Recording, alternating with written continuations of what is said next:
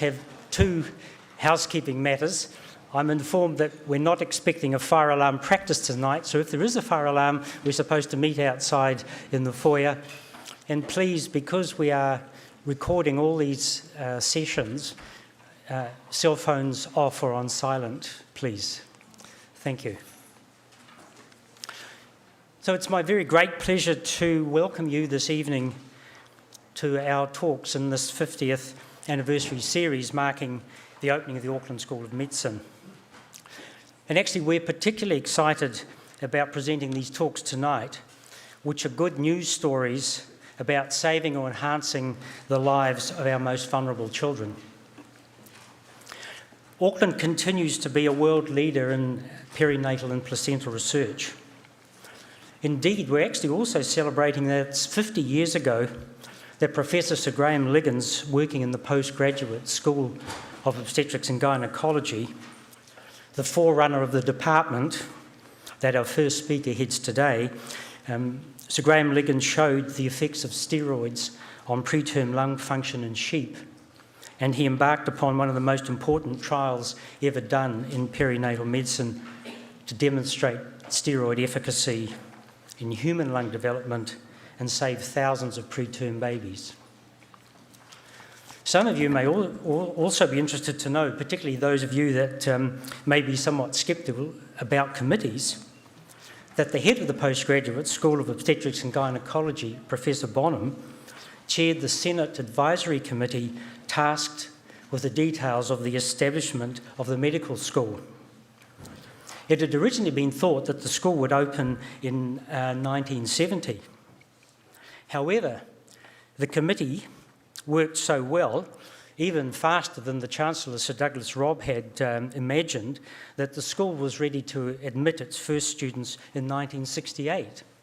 So we are celebrating 50 memorable years tonight in 2018. Well done, Senate Advisory Committee. So without further ado, I would like to hand over to Sue Brewster, who's the Executive Director of the Auckland Medical Research Foundation, to say a few words. Thank you, Sue. Now, I do just need to forward the slides, Peter. That might be a bit technical. Oh, there you go, that's a good... So if I do that, and that, oh, it does work.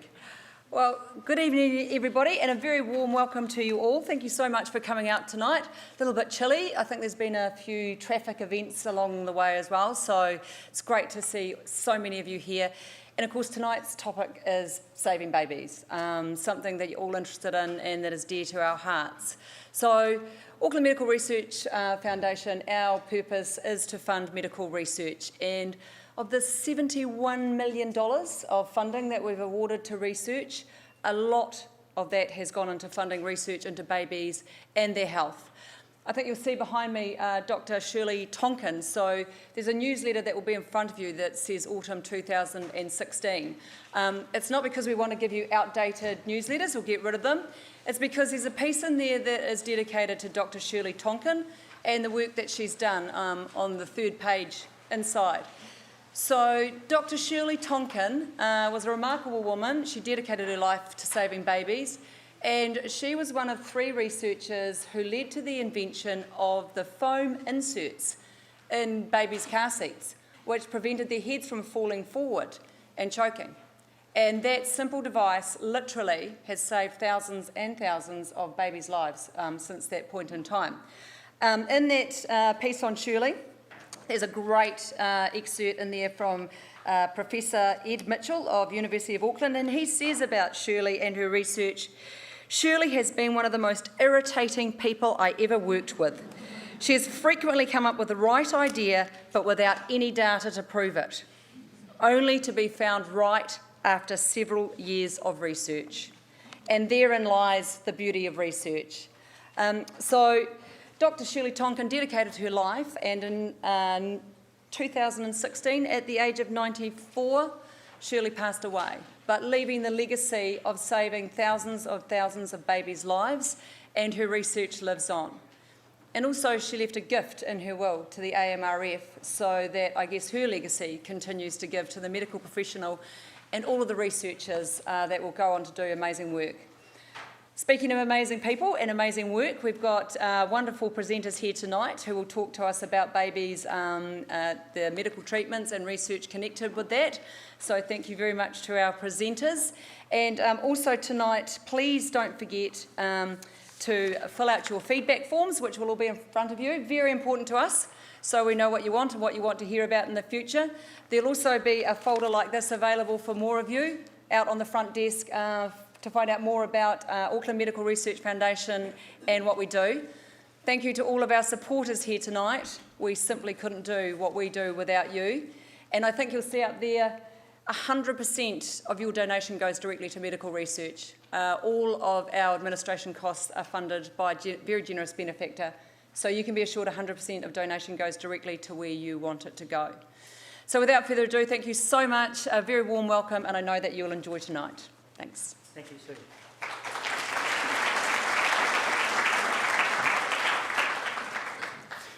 I'd now like to introduce distinguished Professor Jane Harding, who will introduce our speakers. Thank you, Jane.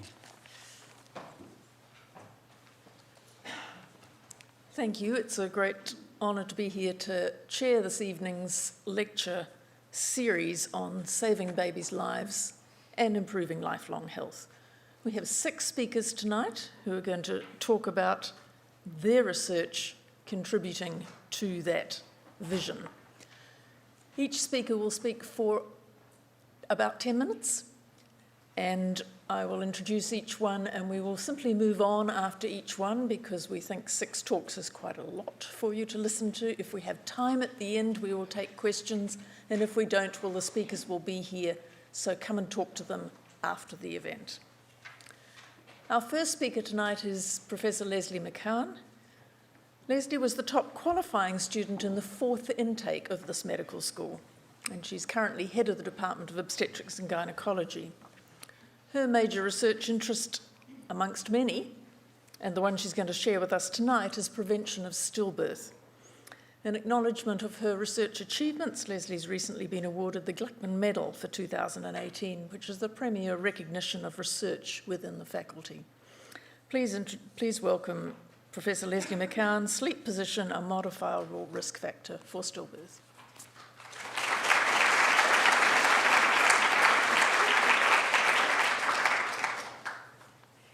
Thank you very much for the introduction, Jane, and it's fantastic to see so many people here in the room and so many young people as well.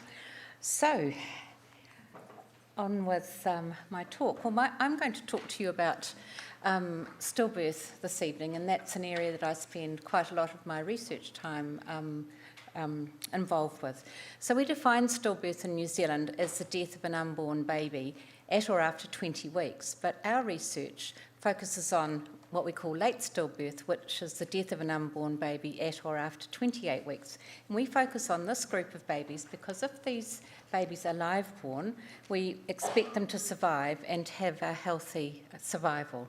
And every year in New Zealand, approximately 160 New Zealand babies are stillborn after 28 weeks. So if we think about that, that's about 5 empty classrooms that are unfilled with babies who have died before birth. But we have got an exciting opportunity because if we can identify modifiable risk factors, we have the potential to reduce this tragedy for families and society. So what sort of modifiable risk factors could we think about? And it's been known for decades that the position of the mother affects blood supply. And early studies, and this is a picture from a publication in 1969, this diagram shows that a mother lying on her back, the inferior vena cava, which is the main vein in the abdomen, is compressed by the large pregnant uterus. And our anaesthetic colleagues have known about this for a long time. And when a mother has a caesarean section, they tip the table over to the left, almost to the extent that it's hard to reach the mum. She's tipped over so much. And they do that to try and improve the blood supply to the mother and the baby. So in 2006, we started a study called the Auckland Stillbirth Study, where we asked a question, amongst others, is going to sleep, lying on the back, a risk factor for late stillbirth? And our cases were mothers with stillbirths in the Auckland region, and our control group were women who had ongoing pregnancies at a similar stage in pregnancy. So what did we find? And this research was published in the BMJ, and what we found was that women who reported that they went to sleep lying on their back the night before their baby was stillborn had a 2.5-fold increase in risk of stillbirth. And that risk persisted after we adjusted for other common risk factors for stillbirth. Now, when we published this, there was a lot of discussion and correspondence with the journal. And whilst it was thought that these findings were biologically plausible, people thought that there was an urgent need to confirm these findings, and that it was very premature to be making recommendations about optimum going to sleep practices for pregnant women. So we rose to the challenge and we conducted the next phase of our research. So we undertook a New Zealand-wide study. We have a very talented team in our department who have undertaken some amazing physiological studies, which I'm going to talk to you about in a minute. And we also surveyed the opinions of pregnant women in South Auckland, which is our community which has the highest stillbirth rate in New Zealand. So this slide shows the results from our New Zealand-wide study. And what you'll see here is that the risk for mothers who went to sleep lying on their back was almost exactly the same as what we had found in the Auckland study, so we confirmed these findings. There's now 3 additional studies that have been published, and we're very fortunate that we've now got money to undertake what we call an individual participant data meta-analysis, which means that we pull the data, the individual data from all the studies that have been done, and we can look at those results in a combined study. So what did those results show? So you'll see up here that the odds of late stillbirth were very similar to what I have shown you in our individual studies. And another good news story on this slide was that women who reported that they went to sleep lying on their right side had the same risk as women who went to sleep lying on their left side. So that means that pregnant women can choose which side they would like to go to sleep on. So we've got a fantastic international collaborative research group that also involves consumers and bereaved parent organisations, and there'll be a lot of research that comes out of this IPD going forward. So having made these clinical findings, we now set to try to understand the physiology behind it. And this work has been led by Professor Peter Stone in collaboration with a number of other members from our department and from the Department of Physiology. So Peter recruited 30 healthy pregnant women and looked at the behaviour of their babies when they were lying on their back, their left side and their right side, and monitored the fetal heart through the mother's abdomen. And what they found was that low activity behaviour in the baby, and we call that state 1F, and we can see a picture of it here, and this reflects reduced oxygen consumption, and that was much more common when mothers were positioned on their back. And in contrast, the high fetal activity state, which we call state 4F, was very uncommon when the mother was lying on her back. So this suggests that lying on the back is associated with lower oxygen behaviour in the baby, even in a healthy pregnancy. Now, this work has been extended and it was led by an amazing BMed Sci Honours medical student last year who has undertaken some magnetic resonance imaging studies during pregnancy. So Amy Humphreys led this work.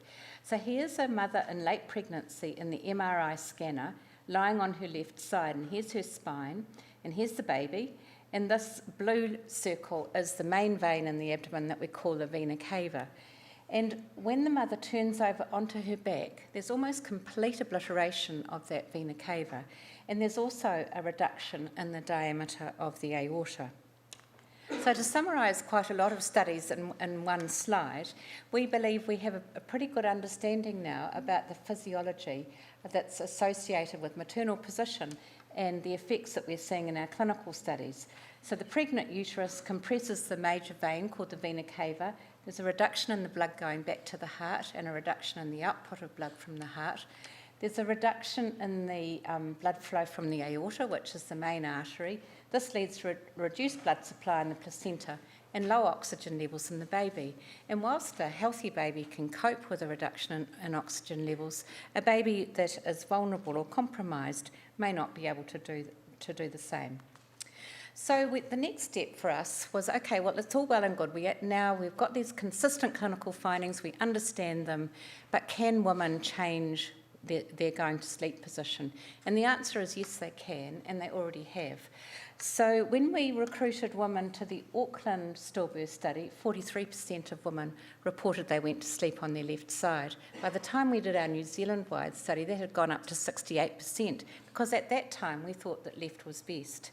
And in our survey of women in South Auckland, 85% of women said they could change their going to sleep position if that was better for their baby.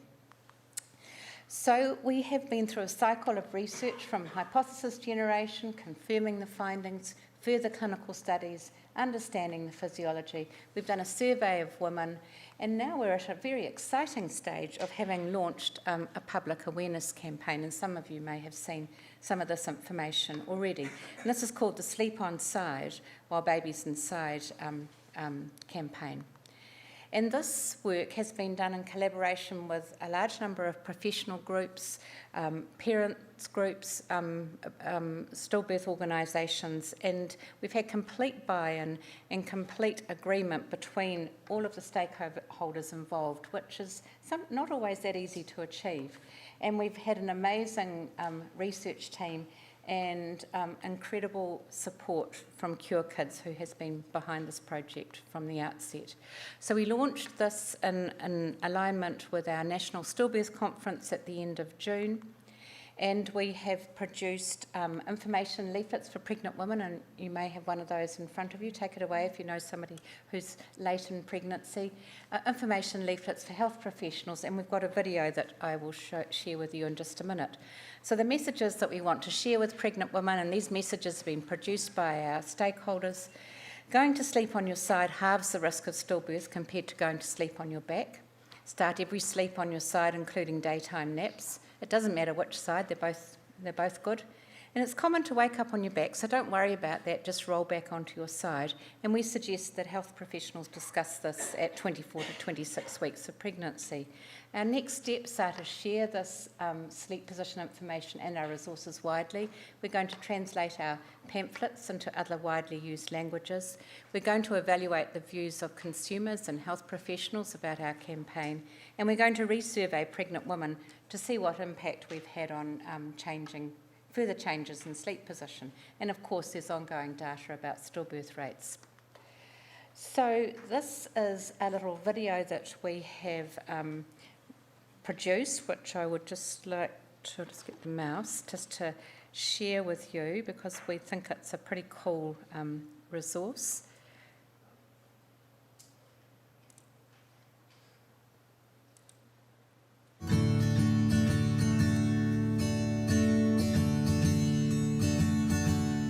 New research shows that sleeping on your side in the last 3 months of pregnancy helps prevent stillbirth.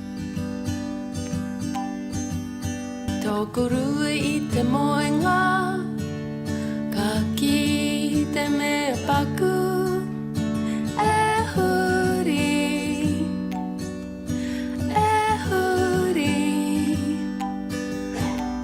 It's usual to change position while asleep. The important thing to remember is to start on your side. If you wake up on your back, just roll back onto your side. Going to sleep on your side from 28 weeks of pregnancy means you're helping to keep your baby healthy. For more information, go to sleeponside.org.nz.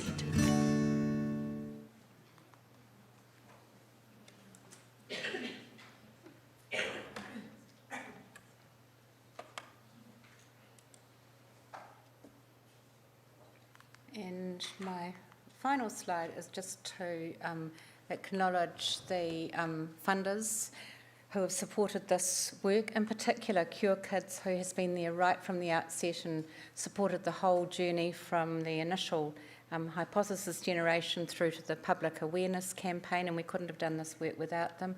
Also the New Zealand Health Research Council, Nurture, Mercy Barnes, and we've had funding from Australia as well for our IPD. Particular thank you to the participants. It's incredible that women who have experienced a stillbirth are prepared to share their stories for the, for advantage of other women, and we're incredibly grateful for that. And we've also got a fantastic research team, multidisciplinary, from several departments within this faculty and multi-professional. So it's a pleasure to work as part of this combined team. So thank you for your attention.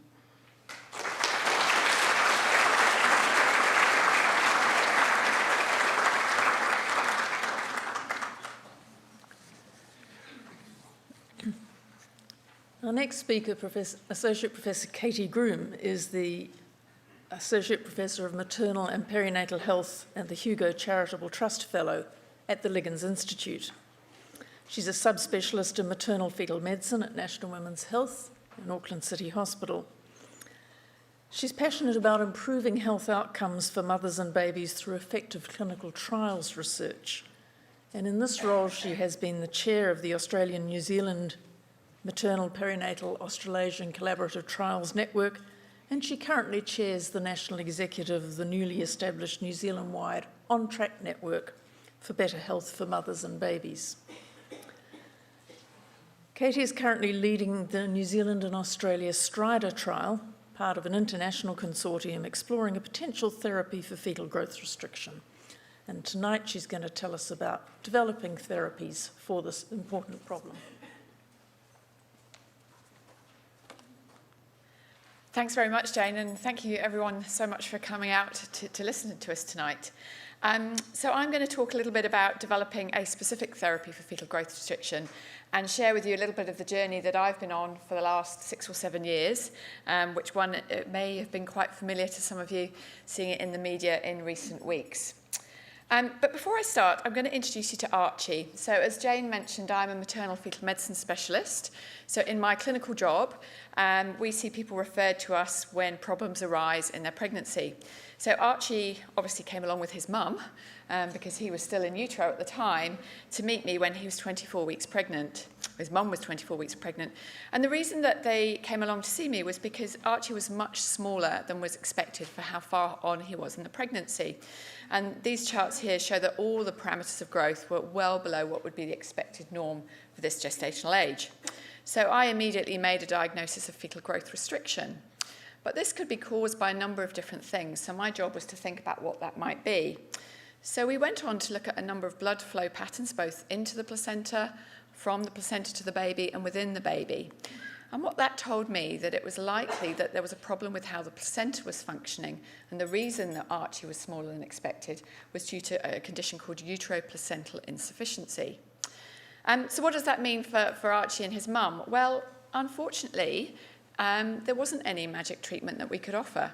We currently have no proven therapies to aid fetal growth while the baby's still inside the womb. Unfortunately, all we can do is watch mothers very closely, watch babies very closely, and try and time the best time to deliver. Because the options that we've got are to continue on in that hypoxic environment with reduced nutrient supply, reduced oxygen, and risk of stillbirth that Leslie's talked about. Or the alternative option, when this has occurred really early in pregnancy, is to get on and deliver the baby. But we know then that adds further risk to these babies who are already very vulnerable. And that's not just an immediate preterm risk while the babies are in the NICU, but this is actually a lifelong risk to their health. So it's not the ideal situation, and it would be much nicer if we could offer a therapy. Now, obviously, having said that we think this is related to uteroplacental insufficiency and potentially uterine blood flow, a perfect opportunity seems to be, can we increase uterine blood flow? And there's a number of potential candidates, but I'm going to talk about sildenafil, which is better known as Viagra. And a lot of the work is, first was developed by Phil Baker, who was a professor here at the Liggins for a couple of years, until I think 2015. And this has been work that he's been doing for the last 20 years. So sildenafil is a drug that helps to dilate blood vessels. It's particularly developed for its effect on the cardiovascular and pulmonary vasculature, but it also affects the pelvis. So there's potential that giving it to mums may help the blood vessels to dilate. This is a study taken from some myometrial samples taken after a caesarean section that shows if you apply sildenafil in the laboratory to these blood vessels, they do dilate. So again, giving us an opportunity that maybe it's a good thing to do. And over the last 10 to 15 years, there's been a huge number of animal studies looking at the potential of sildenafil. Jo Stanley worked here at the Liggins for a number of years, and she's done a lot of work in the mouse model, and Charlotte Oyston did her PhD with us looking at the sheep model. And the vast majority of these studies do suggest that sildenafil increases the blood supply, increasing the placental vasculature, reducing the resistance of blood flow to the baby, and in fact, particularly in the sheep and the mouse model, increasing the growth of the baby. So, can we use it in humans? Is it a safe thing to do? Well, actually, in my job, for women who've got a really severe pulmonary vascular condition, we already use it in pregnancy. It's a small number of women, but it hasn't raised safety concerns. And it's actually now used quite routinely in the neonatal unit for a condition called persistent pulmonary hypertension of the newborn, which is a recognised complication of preterm birth. So Phil Baker, while he was working in Canada, worked with Peter von Dadelson, and under a specific ethical clause within their practice, they were able to offer women the opportunity to have sildenafil. And 10 women who had very, very small babies, at about that same point as when Archie was small, elected to take the therapy. And they compared that to 17 women who chose not to take the therapy but were happy for their information to be shared. And this is what they saw when they looked at how well the babies were growing inside the uterus. And you can see there clearly that it looks like the babies that mothers had received sildenafil grew more. And this is by measuring their abdominal circumference. In actual fact, it also looked like these babies did slightly better. They were more likely to survive and more likely to survive discharged from hospital feeling well. So what happens next when you've got this information? Well, sadly, what happened next was a number of clinicians all around the world thought, let's get on and start using this drug. And they published case reports. The Daily Mirror thought it was of interest. But really, having had results from 10 cases, it's not the way forward. What we need is well-designed clinical trials to answer the question. And Leslie, myself, and a few others got involved in a consortium back in 2011 with a plan that we would do a single trial across the world. But logistically, we realised that that wasn't going to work for us. So we actually split into 5 planned trials across 5 different countries, or for us, binational. And we made a plan in advance to do a study, like, as Leslie said, about individual participant data analysis by putting all of our data together, but running our trials separately. So we'd all publish our results individually, but we'd have this opportunity with shared resources to combine our data at the end of it. And we'd have sufficient information to find out whether the drug helped to improve survival free of major morbidity. So Strider New Zealand, we were very fortunate. We were the first trial across the consortium to be funded, and we're very grateful to the Health Research Council of New Zealand for that. We were the first to receive ethics approval, but it did take us a little bit longer to recruit patients, and therefore we're grateful to Cure Kids for the additional funding, and Gravida and Nurture, who funded some stub studies. And we were also very fortunate, 13 maternal fetal medicine, so high-risk obstetric units across Australia and New Zealand, agreed to participate in the study. We recruited women between 22 weeks and 30 weeks if their babies were incredibly small. So the criteria to enter this study, the babies needed to be at a really significant risk of a poor outcome. And then women were randomly assigned to receive a bottle of tablets that were either sildenafil or an identical placebo, and neither us, the women, or the clinicians caring for the patients knew who was taking which drug. And we asked our clinicians to watch the patients really closely and make their usual decisions on when they should deliver the baby. And for our study, we looked at the rate of growth. So were there more babies who grew quicker after having the treatment who took sildenafil compared with placebo? So it was a just yes or no, did your baby grow more? But we collected a huge another amount of information, which we worked with the other groups to define so we could compare our outcomes. We calculated in advance that we would need 122 women to be able to see an increase in the proportion who had an increased growth from 50 to 80%. And that was very similar to those graphs I showed you from the observational data. Now, it took us 3 years to find 122 women who met the criteria and were willing to be randomised. Now, that doesn't sound like very many, but as I say, these were really, really high-risk pregnancies, and there's not many women that are affected to this degree. They were severe growth restriction. These babies were recruited at 24 weeks. They were less than 500 grams when they were recruited to the study, and that abdominal circumference centile was below the first centile. So what did we find? Well, we didn't find there was an increase in the proportion of women who had babies with an increased growth. That's a pretty crude measure, but even if we look at that abdominal circumference Z-score, which is a way for us to measure that, we can see that there was really no effect on fetal growth.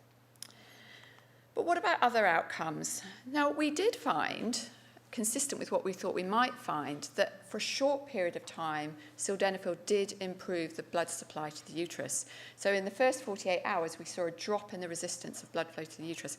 But interestingly, when we looked at that over a period of time, it was not a sustained effect.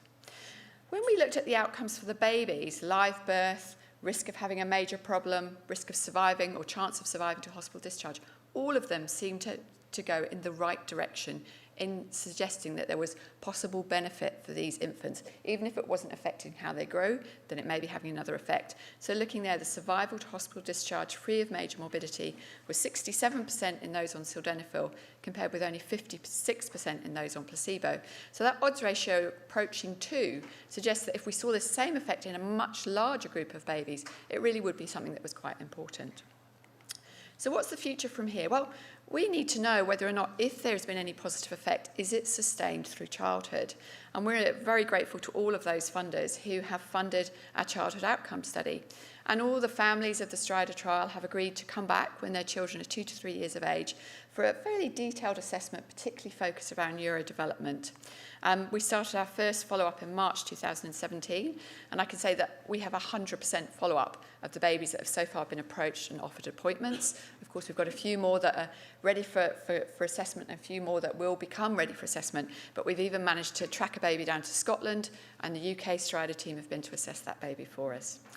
So our primary outcome will be survival free of neurosensory impairment at 2.5 years of age.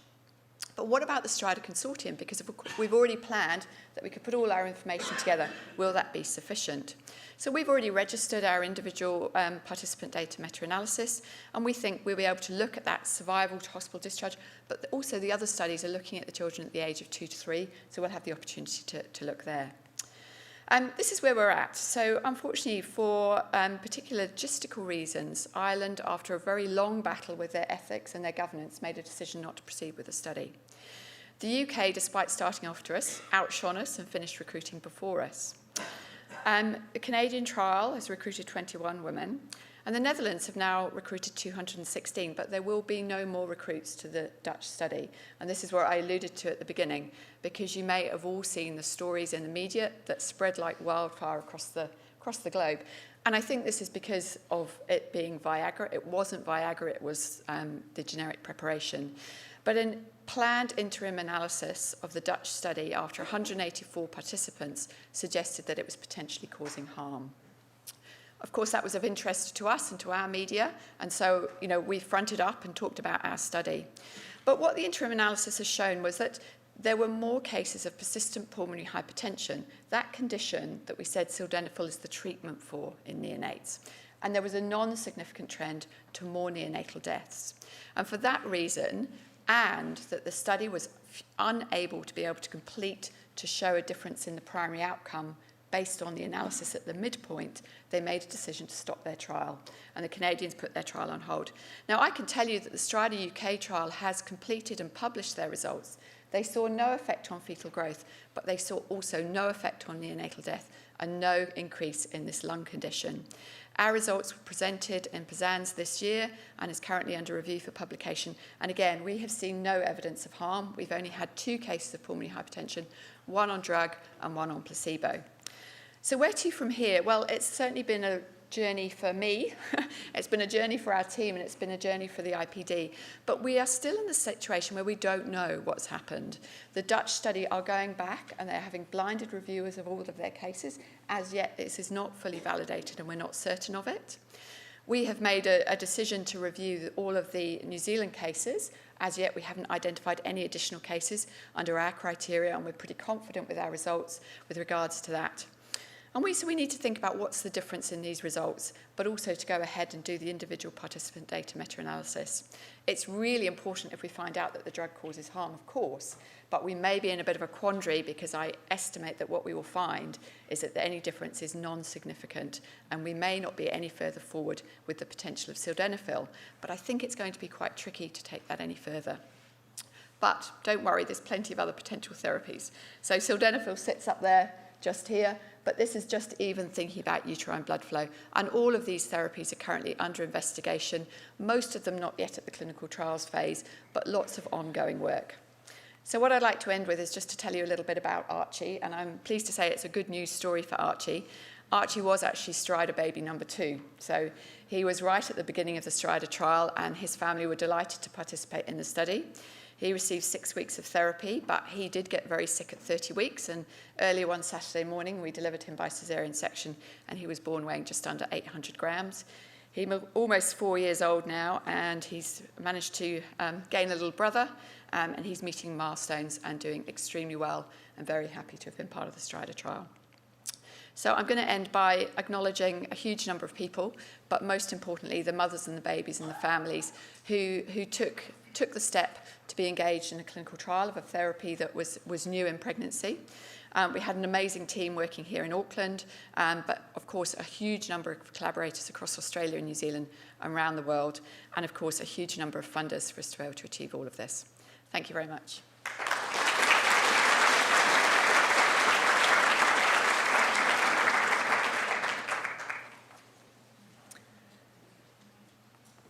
Our next speaker is Professor Alistair Gunn, who is a paediatrician and a scientist who conducted groundbreaking basic research into the ways of identifying compromised fetus in labour.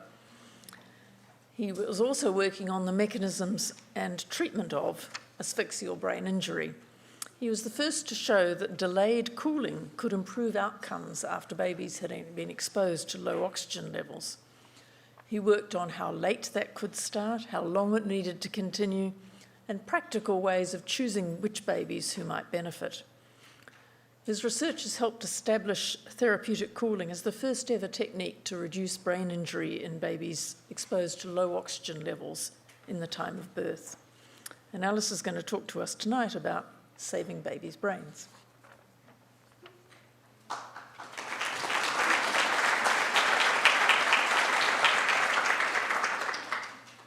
Thank you very much. Tonight I'm basically going to tell you a little bit about a great New Zealand success story.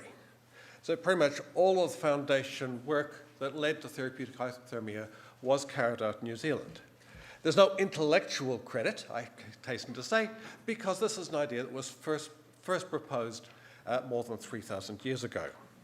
It has been repeatedly suggested ever since there. Here you see a baby being cooled. You can see the little cooling cap underneath a little shield to stop the infrared light from overheating the head. As one of the great ugly secrets of labour is that labour is intrinsically an experience of low oxygen levels, a hypoxic experience.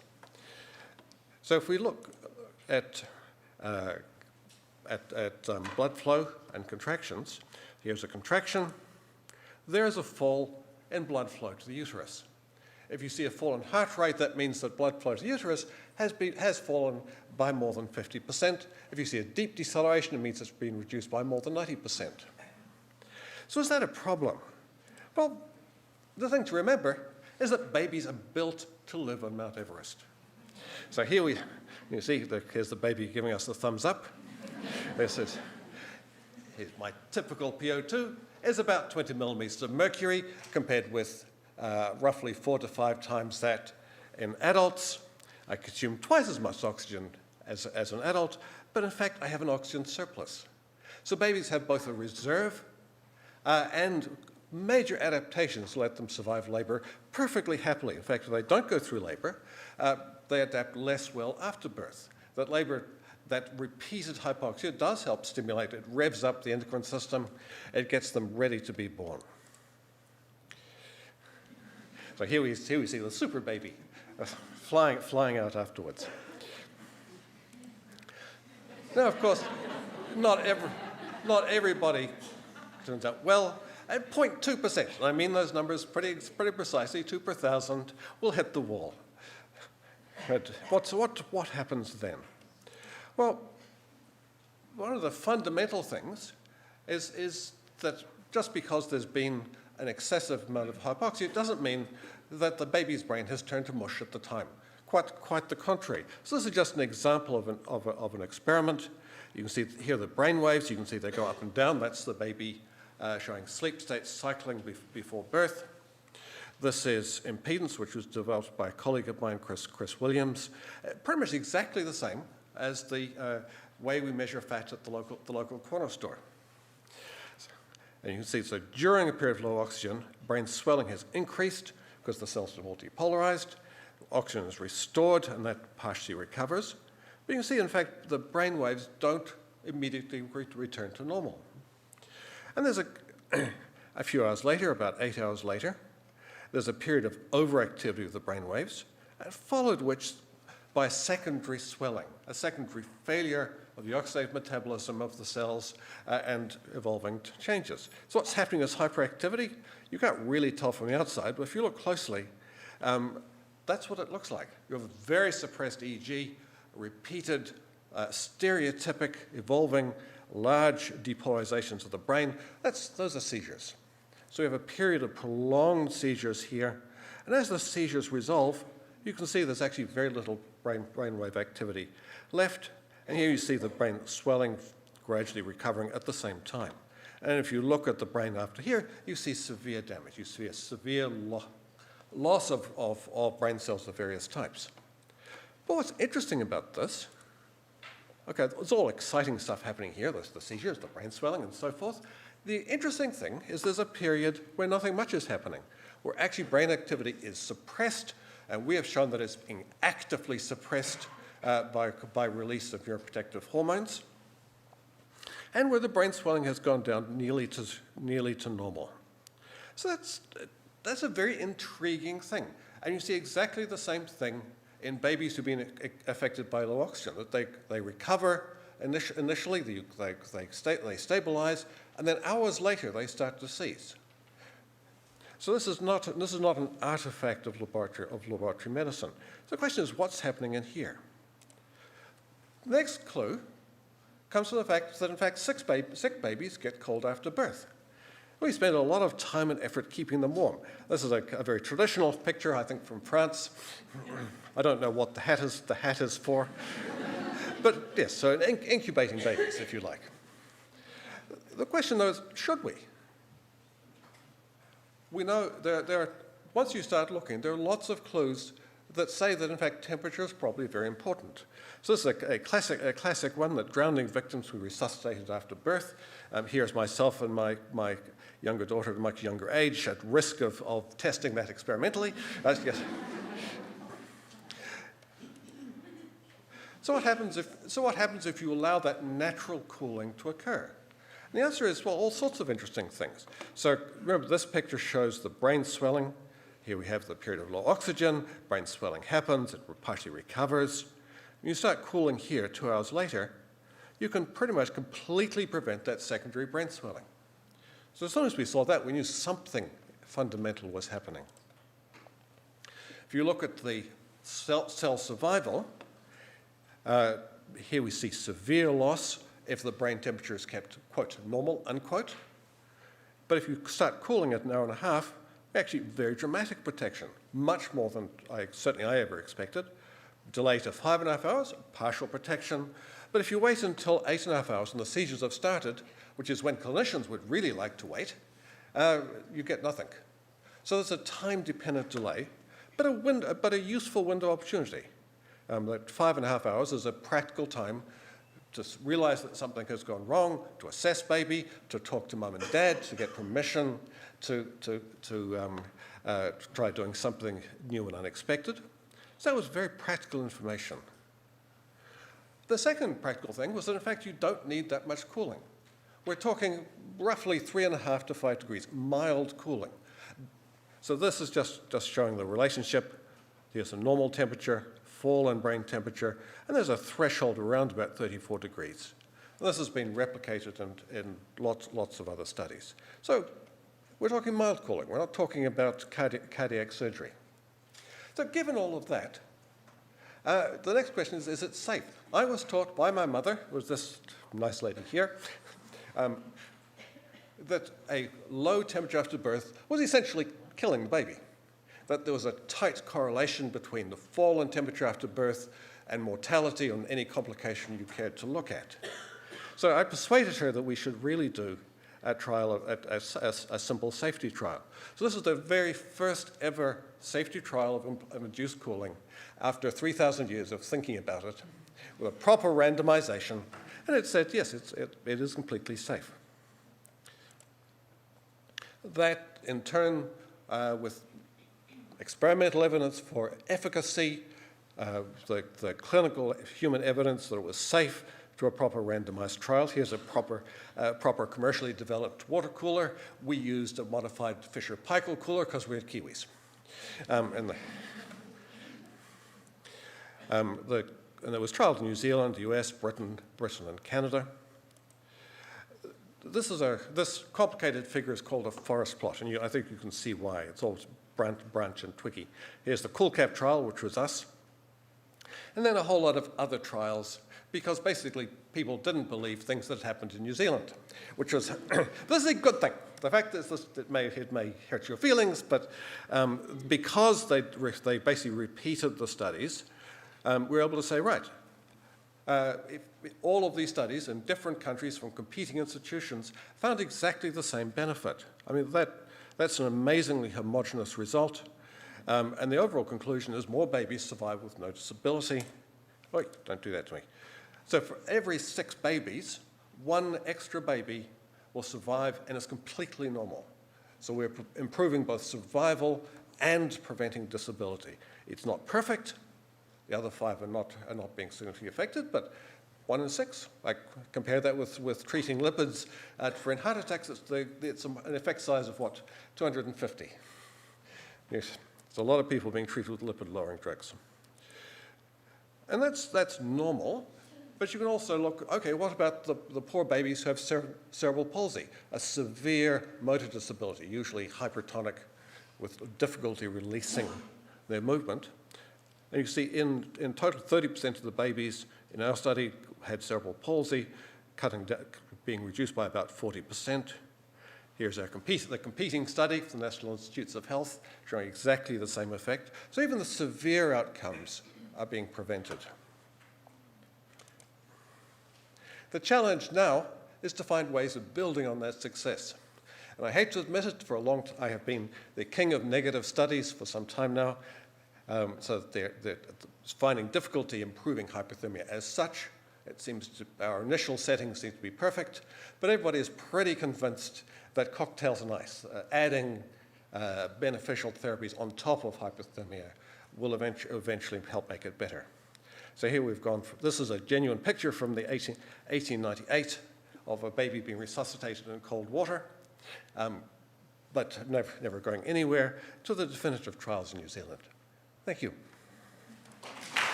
Professor Ed Mitchell was born in Iran to British parents and trained in London and subsequently worked in the UK, in Zambia and in New Zealand. Indeed, he came to New Zealand in 1977, did his paediatric training here in Auckland, and in due course became Cure Kids Professor of Child Health Research at the University of Auckland from 2001 to 2015, and he's now a part-time professorial research fellow. His work on the epidemiology of sudden infant death earned him, amongst other things, a doctorate, a Doctor of Science from the University of London. And he's going to talk to us tonight on preventing sudden infant death, past, present, and future. Ed.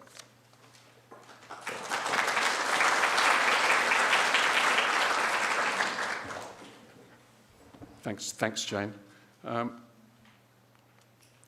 In this very brief period of time, what I'm going to talk about is where we were in the 1980s, talk about the New Zealand cot death study, talk about the prevention program, which subsequently was called the Back to Sleep, the reduction in mortality, and about our current safe sleep program.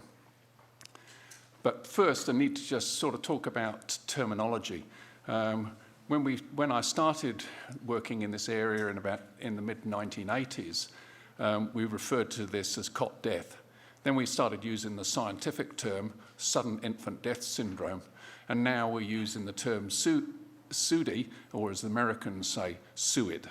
And that means sudden unexpected infant death in America, sudden unexpected death in infancy here in the rest of the world.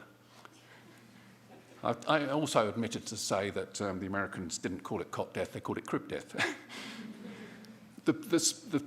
Anyway, in the 1980s, this statement, SIDS is unpredictable, unpreventable, unexplainable tragedy, was being said all the time, but this was the first reference I could actually find on it, and there's so many times that statement is made. So when we were looking at this in the mid-1980s, SIDS, as you can see here, in New Zealand was much higher than other countries, whereas the non-SIDS rate was actually very similar, running around about 2 per 1,000.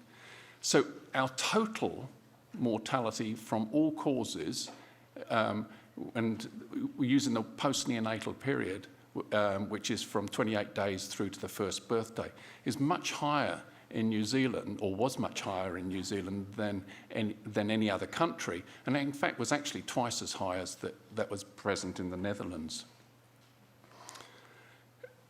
What's more, that the postneonatal mortality rate, that's the top line, had not changed over 20 years, whereas other age groups in infants, in children, had actually improved. But that crucial first year of life, there was really minimal improvement, apart from in the neonatal causes from the work of the neonatologists and better obstetrics.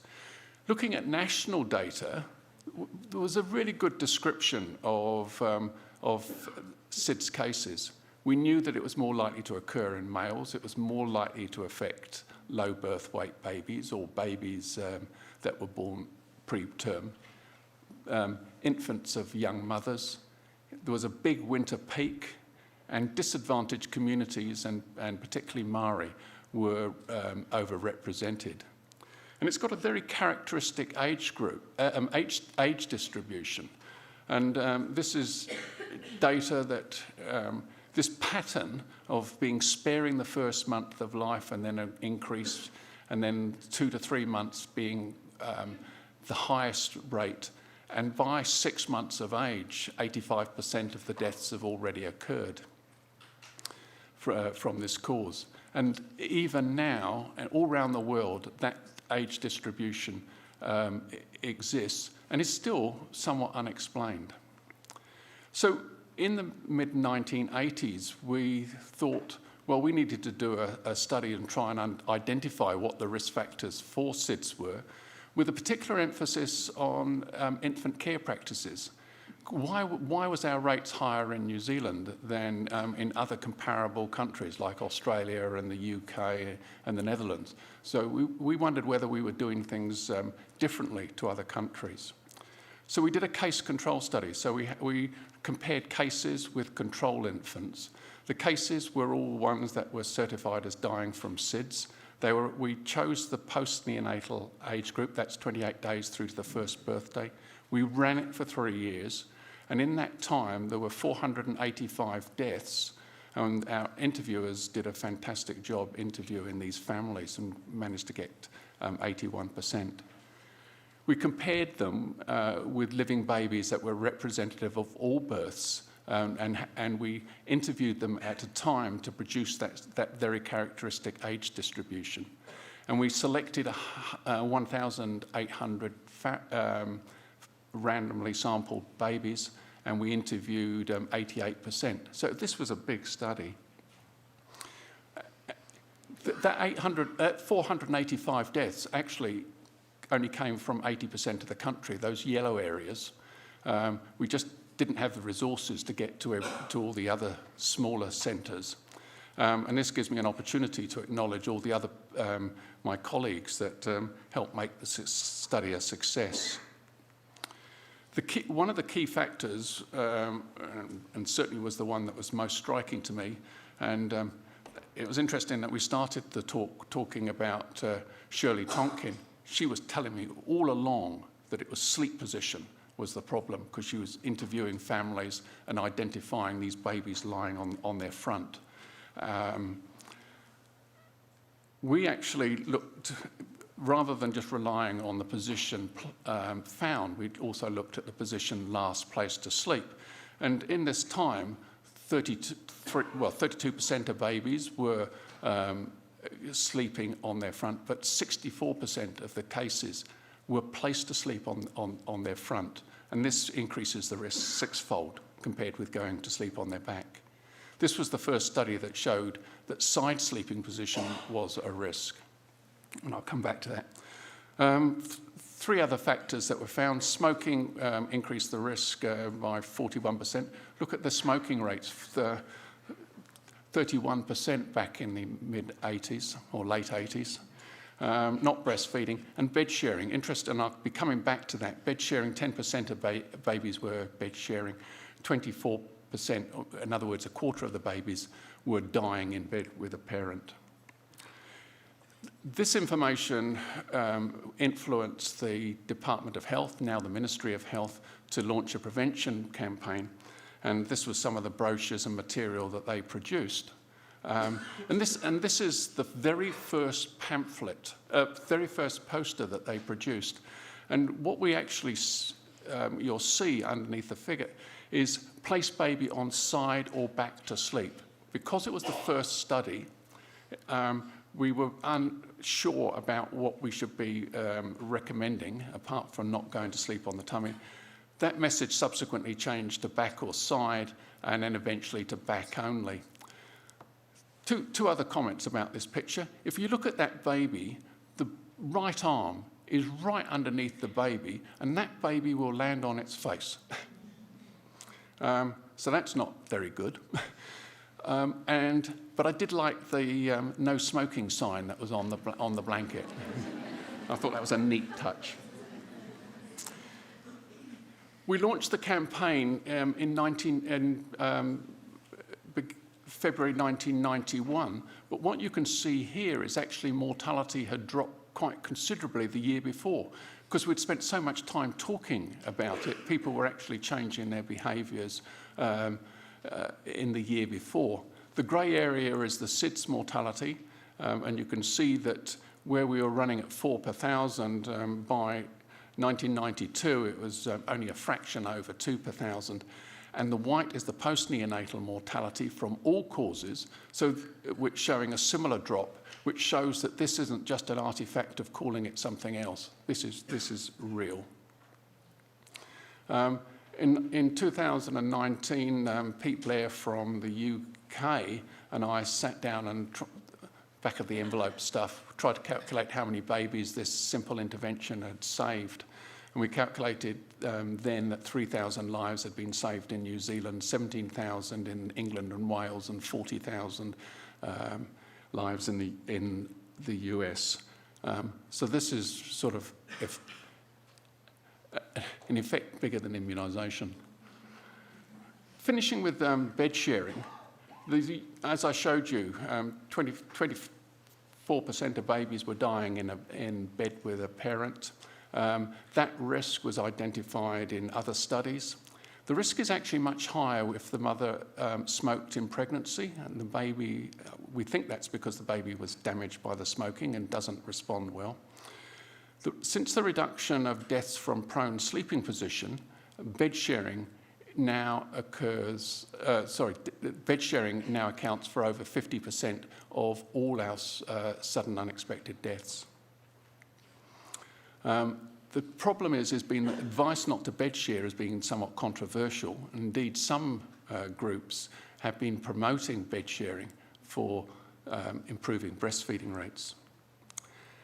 The big advance we had here was Dr. David Tiffany Leach, who developed the wahakura, which is that in the bottom one, which is a woven basket, which allows the baby to be taken to bed with the parents, but in their own safe sleeping area. The problem with the wahakura is it actually needs a skilled weaver to actually make it. Otherwise, the sides are floppy, and when the mother or father leans against it, it collapses. The next big advance was the PepiPod, which was developed by Stephanie Cowan in Christchurch. And this is a sort of plastic box, a plastic box. It's not as attractive as the wahakura, but it can certainly be produced a lot more quickly and easily. And what we've seen, and we reported this a couple of years ago, is that the mortality rate has, and that's the middle line over the whole country, has actually dropped by 30% since 2010 through to 2015. But what you see there, the top line is our Maori rate. Whereas the rate had been pretty constant at just over 4 per thousand, there was a substantial drop which has been maintained in the Maori community. And of course, the wahakura and PepiPod and co-sleeping is very important in that group, and has been really effective. So I started off by saying SIDS is unpreventable, unpredictable and unexplainable tragedy. We've basically shown that it's preventable. In the mid-1980s, we had 250 deaths a year in New Zealand. By 2010, it was 70. Currently, it's 45, and we estimate we can get down to 6 to 7 if the advice is followed. The only part of the statement I accept is it's a tragedy. And that's because sudden infant death is preventable and avoidable. Thank you.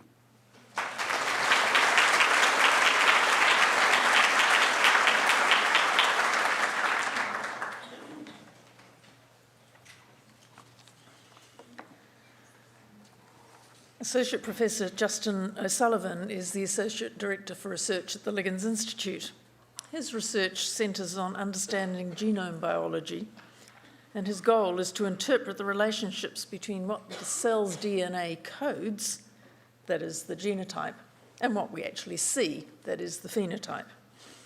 His group specialises in integrating novel techniques to answer biologically important questions, including what is the physical structure of the genome within the cell, and what is the genetic structure of the genome within an environment. Tonight, Justin's going to talk to us about the microbiome and the lifelong effects of preterm birth.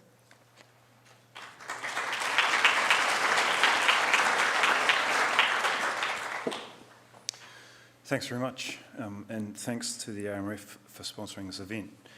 It's always difficult to come in and talk about these things, you know, because the work that we do, it's not me. So there's a lot more to us than you see, and I think this is true for all of us. So the work I'm going to talk to you about tonight is actually work that's done by predominantly the group you see here. It's led by myself and Wayne Cutfield in the corner there, and predominantly done by Fellini here and Valentina. And it was funded by these people.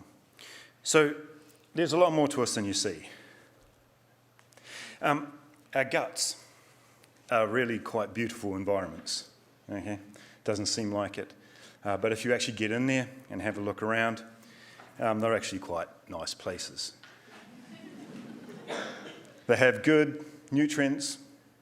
They don't have much oxygen, but they're quite attractive spaces to live in.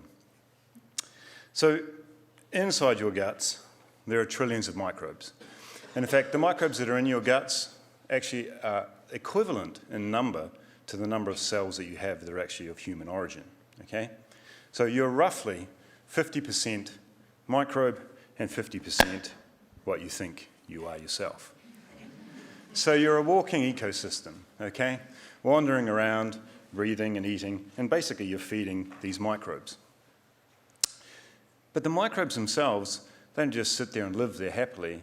They actually communicate with you, okay? And so for a long time, we've thought along the lines of Koch's postulates, which is that things infect us, they cause disease and sickness and things. But these microbes that live in you and on you are really important with respect to your health, your well-being, your longevity, your mood, and the way you develop, okay? So, just like a city, your foundations are laid early. So in this map, it's a map of Auckland City. It's a pretty recent one. But in fact, this map hasn't changed a lot since Auckland City was founded. Well, there's motorways have been put in and stuff, but predominantly it's very, very similar. And so the foundations for the structure are laid very early on in the development of a city. And just like that, the foundations for you and your microbes are laid very early on as well. So that if we actually look at microbes, what we see is that when you're born and you come through the birth canal, you get a good dose of microbes from the mum, okay? A lot of those microbes, though, and in fact, in your gut already as an infant or as a baby as you're being born, you already have some microbial material which you got while you're actually in the womb itself, okay? So the womb is not the sterile environment sometimes that we think. But as you come out, you get this nice dose of microbes, and it differs if you were born by C-section. Okay, obviously you get a different sort of dose of microbes there. But over the first year of your life, you go through a period where your guts change from being sort of an aerobic environment to being an anaerobic environment, because when you're first born, you're quite aerobic. As that happens, the microbial community that's inside your guts changes, and it modifies itself. And so there's a period of your life over the first year where you have quite a lot of change in the microbes that are present in your stomach. But after a while, that settles down. And about the age of 2 to 3, when you're weaned, effectively your microbes stabilise and the population stabilises so that you have effectively what you should have for a long period of your adult life. If you get diseases, and in this instance the picture is for type 1 diabetes, so people that have become type 1 diabetic and non-diabetics, what you see is that there's a divergence here in the microbe population. And that divergence correlates with the onset of the type 1 diabetes in these individuals. And similar things happen for different disorders. So we know that the microbial population you have in your guts and the diversity of it is linked to your BMI or your weight and to other factors associated with your health and well-being. But we know that that happens in a very short period of time, so what happens over an individual's lifetime? So we did a study with Billy Apple, okay, and we won't go too much, but it was he did a exhibition in 1970, which was called Excretory Wipings, okay? So it doesn't take too much explanation to understand what that was, right? And so this display of Billy's, it got censored and shut down, which also for some people may not seem that unusual. But it was censored and shut down, and Billy kept his material, and he kept it archived, okay? And so a couple of years ago, Billy rocked on in and he said, I've got this material, can you do anything with it? So we extracted it. And when we extracted it, what we actually saw was that over Billy's lifetime, since he was a young man and he went through to now being an older man, over his lifetime, 50% of his microbiome has been stable, okay? Which means that as in childhood, when it's established and it lasts a long period of time, it's stable, right? There's a bit of fluctuation in it, but it's pretty stable. That carries on right through into your later life, as Billy is now about 80. All right, so we know there are changes over a lifetime. Those changes can be thought of as predominantly maybe cosmetic type changes, like the subway artery and cycle routes that are being put into Auckland Central City. But it's really a city's industry that contribute to its identity, okay? And so in this instance, we have, Auckland on the left here, and I was looking for boats, but this is what I could find. So makes a lot of kayaks and different things here because we live by the sea. Other cities, make maybe cars and things, and these cars contribute, and the factories that make them contribute to their identities. They contribute to the people that are there. If this is the case and you lay the foundations early, then that means that what happens at birth should affect you later on in life out here. And we know that preterm birth is a very, very severe stress on infants, on people, all right? You go through a period where you're getting parenteral feeding, you're being kept in an incubator, you're on antibiotics, a whole lot of things happen. So what we did is we asked the question whether or not what happens to you here affects the microbiome when you're way out here, okay, when you're childhood, at about 8 years of age. When we looked, what we found was that we expected to see differences just like this. We thought, term children will be like this, and preterm children might be a bit like this. But in fact, what we found was that the microbiomes were the same. They looked the same. We couldn't tell differences between the preterm microbiome or the term microbiome. And this was kind of weird. We didn't expect that. Okay? But we know that like house prices, microbiomes go through cycles of activity. Okay? All right, and right now, of course, our house prices are doing something like this. But, that's okay. But the microbiome does the same thing. So, if the foundation is there, but perhaps there are different organisms that are active. And in fact, when we looked in the microbiomes of the preterm and term children, and we actually looked to see which bacteria were working, what we found was that even though they have the same populations of bacteria, the bacteria that were active in the preterm children here contained some members of this family called Collinsella, while the ones that were in the term family had a whole lot of active allostipes. And this is really interesting because the Collinsellas have been linked to serum cholesterol levels, hepatic tags, less glycogen and glucose metabolism, so changes in metabolism. Allostipes, by contrast, have been linked to protein-rich diets, all right, which is kind of weird because, in fact, when we looked at the diets between our populations, they weren't different. So something else is going on. So if the active members of the population are different, then are the products they're making the same? Well, one would argue that they shouldn't be. And in fact, if we look at the microbiome, we should see something like this, that the products being made in the preterm kids here, they have a lot more of certain things. And in fact, when we looked, we found that they did. We found that the preterm children were making a lot of arginine, okay? Heaps of arginine, there's green bars out here. And so the arginine that they're making is interesting because arginine is a conditionally essential amino acid. It's also something that we know that preterm children can't make when they're born. Okay, and so they get a lot of supplementation for arginine. The genes that they require to produce arginine are not turned on fully in preterm children when they're first born. And so this is a really interesting thing, okay, that 8 years on, after these children have left hospital, they have still got microbes that are making a lot of arginine. Histidine biosynthesis, histidine was also different. In fact, the microbes in the preterm children were making histidine, while the microbes that were present in the term children here were actually degrading histidine, okay, which is really cool. So there's a big difference in these two things, arginine and histidine. There were also differences in a number of other products. And when we looked at the variation in those products, and we look at the correlation with different samples, what we see are that the microbes here in the feces, okay, for the preterms, there was a correlation between the structure of the microbial population, the active ones, and some of the fecal amino acids, whereas in terms it was a lot less. Fecal volatiles, a lot here again, so microbes from the preterms correlated with the fecal volatiles we were seeing, but a lot less for the terms. When we look here at the plasma amino acids, though, we saw this, that the plasma amino acids, so in their blood, their peripheral blood, okay, the microbes didn't correlate with any concentrations for the preterm, but they did for the term. And here, the plasma volatiles, again, correlated with a lot less plasma volatiles and microbial correlations in the preterm than there were in a term. And this really is indicative of this happening, all right? That the guts in the preterm children, if we were to interpret this data, really should be leaking, okay? They shouldn't be able to maintain concentrations across them. And in fact, what we did is we looked at some indicators of this, and there's good reasons to think this, because arginine as well, and the production of lots of arginine in your stomachs produces nitric oxide. Nitric oxide causes inflammation, which is linked to gut leakage. All right? A lot of reason to think this. When we look, and we actually look at products, the actual product we look at is calprotectin, and calprotectin levels indicate gut inflammation and leakage. And what we see are that the preterm children here on the left have much higher levels, and in fact, there are individuals way up here off the chart that are actually in the realms of having Crohn's disorder in this particular population. By contrast, the terms are much more condensed, much lower levels of calprotectin. So their guts were inflamed and leaky.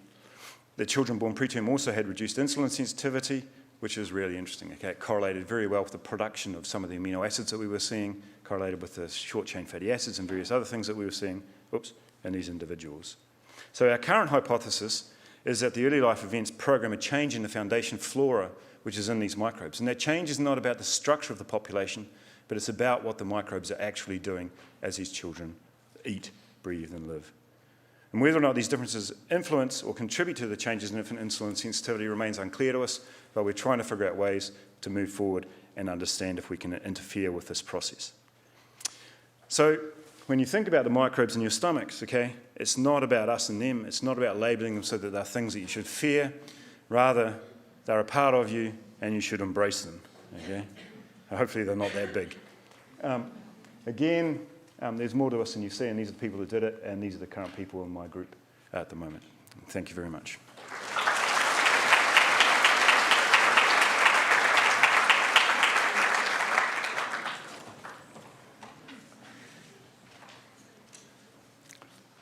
Distinguished Professor Jane Harding is currently a researcher in the Life Path Research Group in our university's Lingens Institute.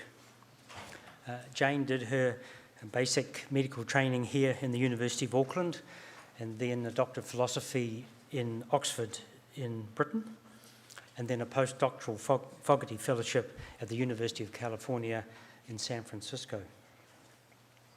She's undertaken teaching and research in this university for much of her career. Her ongoing research concerns the role of nutrition and growth factors in the regulation of growth before and after birth, and the long-term consequences of treatments given around the time of birth, and the regulation and significance of neonatal hypoglycemia, that's low blood sugar levels.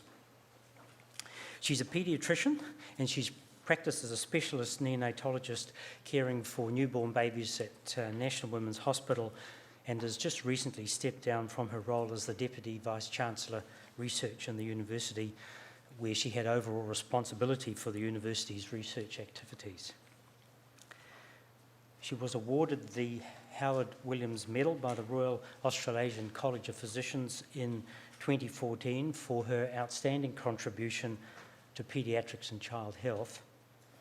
And in 2016, she was awarded the Bevan Medal by the Health Research Council of New Zealand for excellence in translational health research. So Jane, it's my pleasure to introduce you. Thank you.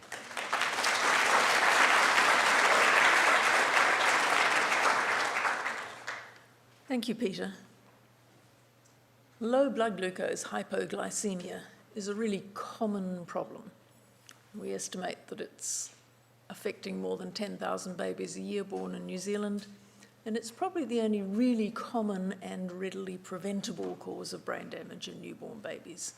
And that's because glucose is the major fuel for the brain, and of course babies have relatively big brains, so if your glucose levels are low, your brain has a problem. Why on earth do babies get low glucose levels? Well, very broadly speaking, this is in term babies in the first few hours and days after birth.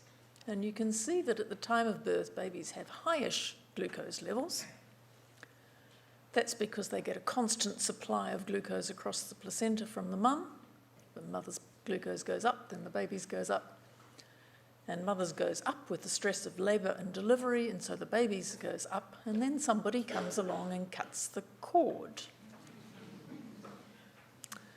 So now the baby has a problem and the glucose levels fall, because they still need glucose for their brains. And it takes them a few hours. You can see the low point is around 1 or 2 hours of age. It takes them a few hours to get themselves sorted out, start making glucose of their own, start feeding and sort out their glucose levels. And they don't really come up to normal adult levels until about day 3 or thereabouts. But because we don't know which babies are going to have low glucose levels, and we can't tell from looking at them, we end up doing blood tests to look for glucose levels in the babies who are known to be at high risk of low levels. Who are those? They're the big babies, the small babies, the babies whose mothers have diabetes, and the babies who are preterm and are sick for any other reason. And that turns out to be, if you add all those together, nearly a third of all babies fit into one or other of those categories. So we're doing lots of blood tests on lots of babies to try and detect this problem and prevent brain damage. So when we started working on this problem a few years ago, we asked every neonatal unit in Australia and New Zealand, we said, how do you treat babies with low blood glucose levels?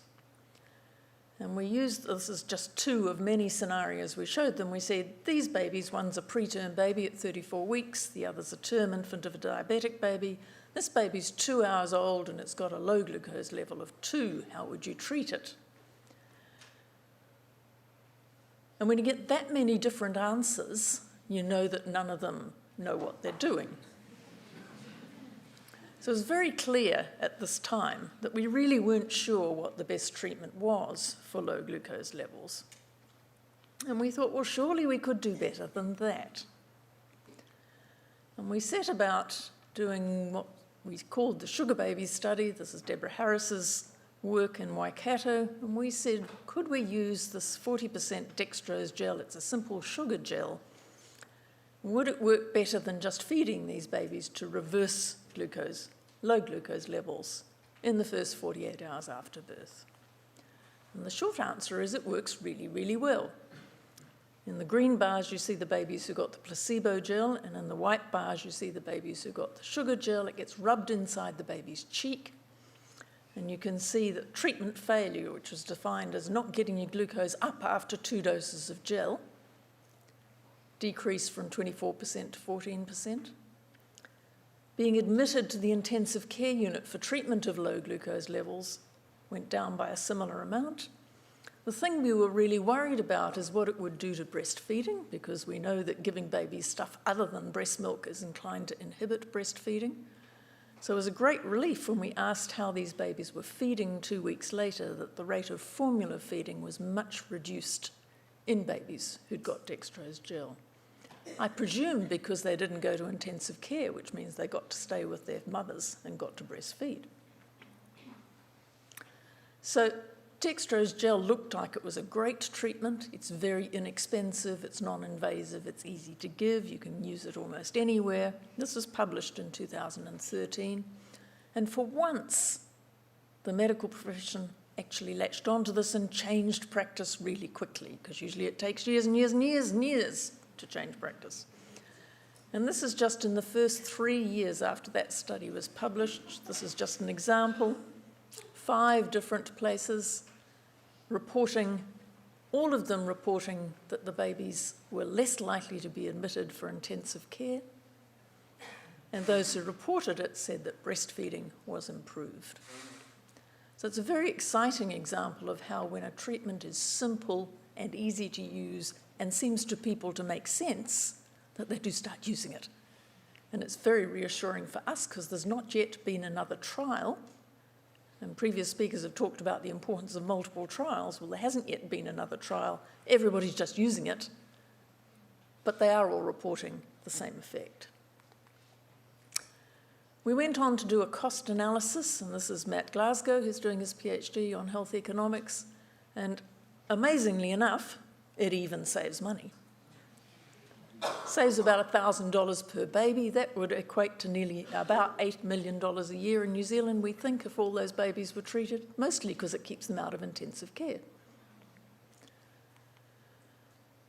But the critical thing that we still don't really understand is which of those babies who we are treating would have had brain damage. How low does the glucose have to be for how long for those babies to have brain damage? Do we really need to test all of these babies and treat them all, or would some of them be okay? And we thought, well, surely we could answer that question. And we hypothesized that development of children is related to the severity, duration, and frequency of low glucose levels when they were babies. And the reason the different ages are crossed out is we saw them at 2, and then we said, oops, better see them again at 4. Oops, better see them again at 9. This is 614 children born at risk of hypoglycemia in the Waikato, have grown up and travelled all over the world, but we're still finding them. What did we find? Well, when they were 2, there was no relationship that we could find between the low glucose levels and their development. And I didn't know whether to be disappointed about that, because that wasn't the hypothesis, or to be really pleased and say, well, we treat them all and they're fine. But it wasn't quite that simple, because when we saw them at 4, in fact, they had a 2 to 4-fold increased risk of problems with visual motor function, that's understanding what you see and coordinating between your eyes and your motor system, and executive function, which is your capacity to short-term memory, learn rules, follow instructions, pay attention. Those two things together are very strong predictors of how children do at school. So our prediction at 4 years that these children were going to have a problem at school. So we're seeing them now at 9 years, and I'll tell you in another year or two whether they do have problems at school. The worrying thing was that that increased risk was there even if they only had one low glucose level. And if it is true that there's a bad problem after only one low glucose level, then all the best treatment in the world is not going to help us. And about the same time as we were finding this, the Arkansas team were finding something quite similar. They had looked at babies, they tested all babies in the hospital. We only tested babies at risk. They tested all the babies in the hospital and looked at whether they were proficient, which means at grade level, in 4th grade, when they're about 10. And the odds of being proficient were about halved in babies who had a single low glucose level. So we've moved on from treatment to say, well, should we be doing something about trying to prevent low sugar levels? And if dextrose gel works so well to prevent low sugar levels, could we use it to prevent this problem? And usually when I go to work and say, I've had this bright idea, guys, everybody hides and groans and tries to keep out of my way, because the first question was, well, is there a dose of gel that could prevent low glucose levels? What dose are you going to use, Jane? I don't know. Better do the first study and figure out if there is a dose that will prevent low glucose levels. The answer is there is. We used 415 babies, and we do have a dose of gel that does reduce the incidence of low glucose levels. But who cares? Will only matter, won't it, if we can do something important, like keep them with their mothers. So we're currently doing the HPOD study, hypoglycemia prevention with oral dextrose. We're giving preventative dextrose gel to babies, and the outcome of that trial is going to be, do babies stay with their mothers and stay out of intensive care? We're recruiting 2,129 babies, which is quite a lot. But we're about 2/3 of the way there, and we hope to finish by next year. But of course, okay, it'd be great to keep them out of intensive care, but what really matters is what happens to their brains. So we're also looking at them at 2, and I expect we'll have to look at them when they're older. But at the moment, we're looking at them when they're 2, and the first results are quite promising. So I don't do all this stuff by myself. There's a big team doing it, and lots of people who'll help support our research. And I will stop at that point and thank you all for your attendance tonight.